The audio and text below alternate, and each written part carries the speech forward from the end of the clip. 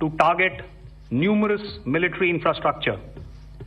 Violations on the line of control by Pakistan also commenced yet again and precipitated into fierce arty engagements.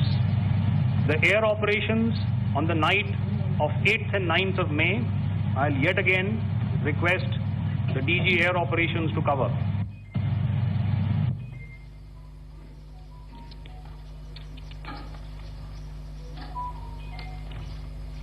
So I just covered what happened on the night of 7th and 8th. What we found that on the night of 8th and 9th, starting as early as 22:30 hours, our cities had a mass raid of drones, unmanned aerial vehicles, UCAVs, starting right from Srinagar, going down right up to Nalia. It was a mass raid in waves, and it was relentless. However, we were prepared, and our air defense preparedness ensured that there is no damage on ground or to any of the intended targets that the enemy might have planned for. The difference between 7th night and 8th night was that on 7th night, he sent in his Jihad class of UAVs. However, these UAVs can go some distance, they are armed. However, on the 8th, less numbers of armed UCAVs were there or UAVs were there, and more numbers of quadcopters, maybe for surveillance or just for harassment of civilians. This continued till midnight. Our air defense preparedness ensured that there was no damage on the ground, either to the military installations or to the civilians. However, the enemy had yet again shown that he wanted to up the ante and he wanted a fight, and we were up to the task. In a measured and calibrated response, we once again targeted his military installations, which included his SAM sites at Malirkant. This also included his surveillance radar sites at Lahore and close to Gujranwala.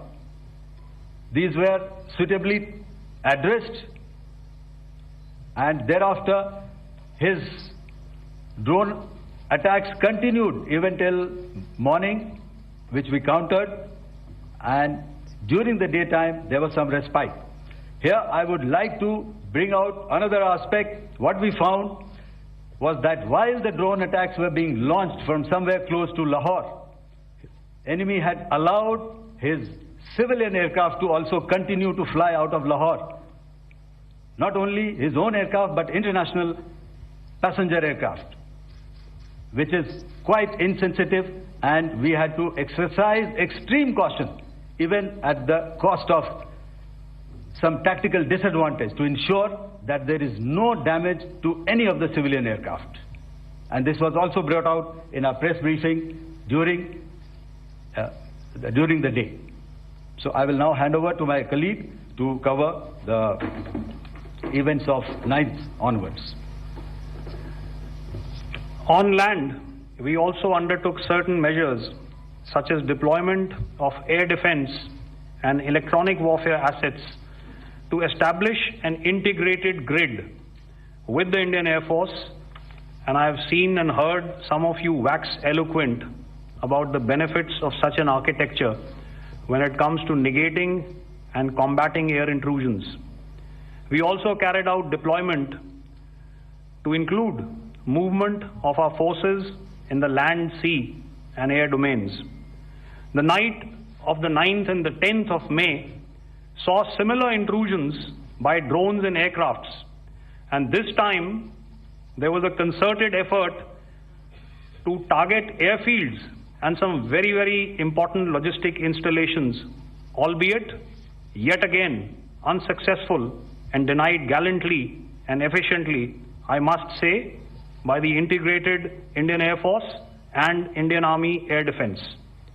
We further strengthened our deployment and also initiated some pressure points to send a very clear and unambiguous message to the other side to desist from any misadventures on land. Some of the airfields and dumps saw repeated attacks in waves from the air. All were thwarted.